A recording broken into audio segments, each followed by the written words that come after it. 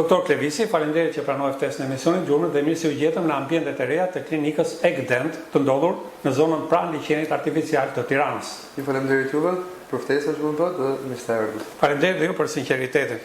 Doktor, në pyetjen e parë për personin tuaj dhe për klinikën tuaj dentare EGDENT, do të flasim për jetën tuaj studentore. Në Çrethana, juve ju doli e drejta e studimit për Fakultetin e Mjekësisë dhe si ishin vitet tuaja studentore? Atëherë, unë jam rastisht në këtë deg, shumë vite më parë në 2005, kam qenë inxhinier elektronike.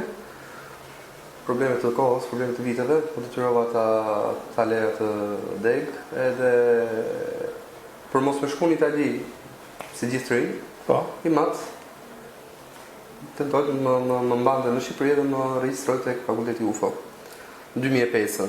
Po. Se kisha idenë se çfarë ishte stomatologjia, tregom me sinqert.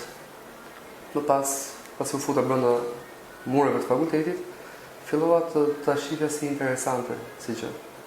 Sa më shumë kalonte koha, më shumë interesante dukeshte tek unë. Më pas kemi pas fatin që në ato vite praktika ishte shumë e hershme, shumë e shpejt, edhe komunikimi me pacientët, me shikimin e rasteve, marrja përsipër e rasteve, fillimi i veprimit tek pacientët, filloi të jep adrenalinë dhe u bë shumë të rrezikshme si gjë, edhe kanë kaluar tashmë gati 18 vite. Po, pra doni të thoni që elementi që ja u futi në zemër këtë profesion ju ishte praktika, apo jo? Praktika.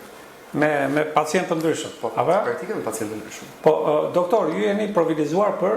Unë kam mbaruar kirurgji orale, jam i provilizuar në kirurgji tashmë për 14 vitesh, por në njëjtën kohë kam më shumë pasion pjesët e facetave dentare.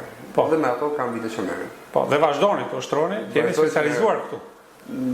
Nuk ka një specializim tipik për pjesën e facetave, por duke qenë se kam shumë vite, kam bërë shumë trajnime për pjesën e facetave, kam bërë shumë raste dhe shumë follow-up-e.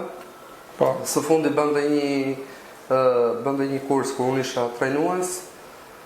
Mendoj që jemi këndshëm në atë fushë.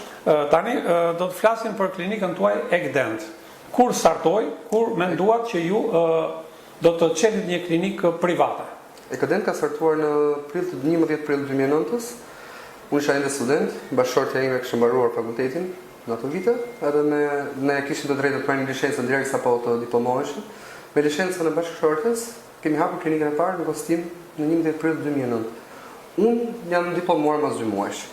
Po, ndërsa bashkëshortja juaj vazhdon të kontribuojë?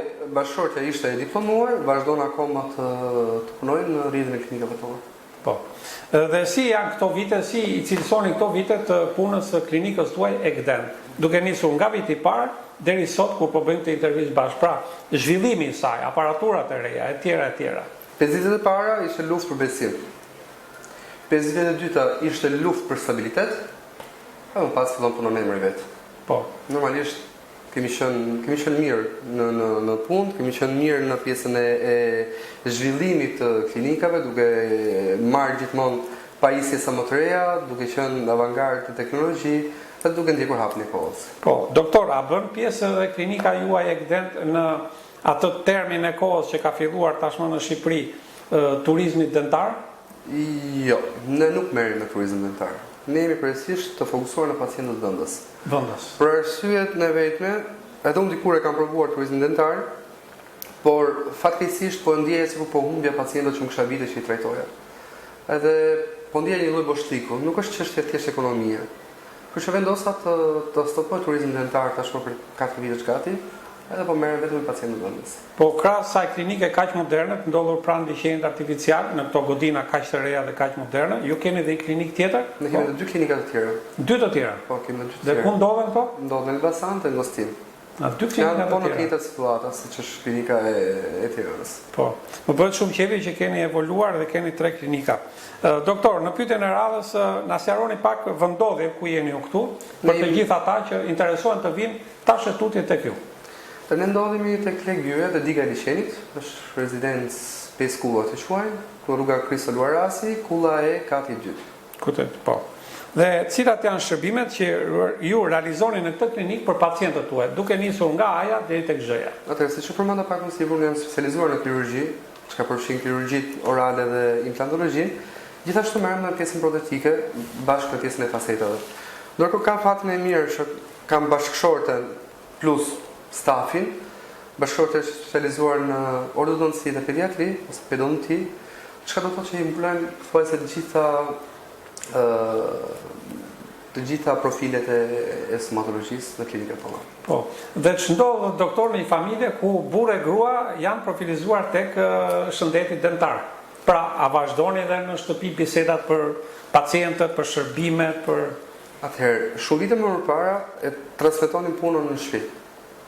Tashmë ka shumë vite që kemi bërë një deal, një marrëveshje me bashkëshortën që nga momenti që dalim nga puna ngelet tek puna. Tek puna. Më pas kemi 3 fëmijë dhe mundohemi të dedikohemi fëmijëve. Kjo edhe për stazhin tuaj të gjatë tani. Pra, ju jeni në një stazh profesorësh që 18 vite. nuk keni nevojë më të përcjellni në shtëpi problemet e klinikës apo? Jo, mundohemi që të mbyllim brenda punës. Stafin e kam për shumë vitesh. Falë Zotit nuk kemi ndruar staf. Më i riu në stafin tonë duhet të ketë diku te 6 vjet. Kështu që merremi vesh mirë me njëri tjetrin. Po, doktor, ju më folët pak më parë për ciptash, por unë desha të di më në mënyrë më thelbësore si arrini ju të vazhdoni të njiheni me të rejat e shkencës në këtë sektor të shëndetësisë, me stomatologji pra. Atëherë, përveç trajnimeve, ju më thatë diçka, po. Duke marrë pjesën për trajnime, duke studiuar, duke googluar, duke shkuar në evente, duke shkuar në përpagajere, gjithmonë duke ndjekur çdo etap të re. A hasni në punën tuaj të përditshme me pacientë diçka që keni nevojë të i drejtoheni një libri apo i keni zauruar tashmë këto gjëra? Një problematikë që mund të ketë pacienti. Përgjithsisht janë zauruar sepse normalisht kur ke vite ke edhe një grup shoqëror, edhe gjë e parë që ne bëjmë e komunikojmë me njëri tjetrin. Konsultojmë. Ndajmë eksperiencat me njëri tjetrin. Edhe më pas nëse është diçka që është shumë e veçantë, më pas fillojmë googlojmë për të lexuar më tepër. Në fund të emisionit gjurmët të kësaj interviste të shkurtër, por ne do të bëjmë dhe emisionet të tjera së bashku, a keni një mesazh për teleshikuesit e emisionit gjurmët, ndoshta në sektorin ku ju kontribuoni për kaq vitesh, ose për pacientët tuaj, ose për shëndetin oral, si mund të mbajmë shëndetin oral? Është shumë e rëndësishme që dhëmbët të kurohen, sepse si dhëmbi s'ka, gjë që është më bazike. Edhe kushton më shumë të humbësh një dhëmb, sepse dhe implanti që do vendoset i ka gjitha të mirët, por kur nuk krahasohet me dhëmbin e vet. Kështu që ju lutem, mundohuni të kujdesin sa më shumë për higjienën. Po, ky është mesazhi juaj. Ne këtu jemi, ne punë duam, por është shumë e rëndësishme të mbani dhëmbët tuaj. Dhe në fund të emisionit të gjurmët, doktor Klevisi, është bërë traditë për mua, kam rreth një vit që unë kam filluar të shpërndaj certifikatën e mirënjohjes, por pasi kam realizuar emisionin 2-3 muaj më pas për personazhe të caktuar që spikasin emisionin gjurmët. Unë për herë të parë desha t'ju jap juve certifikatën e mirënjohjes nga emisioni gjurmët direkt live në emisionin tonë, në fund të emisionit, me motivacionin për pjesëmarrjen në emisionin gjurmët, duke përçuar tek teleshikuesit transparencë, qytetari dhe mirësi me jetën dhe profesionin që ju aplikoni. Faleminderit shumë për udhëzoj. Faleminderit juve. Takzoni. Shumë faleminderit. Takzoni. Faleminderit.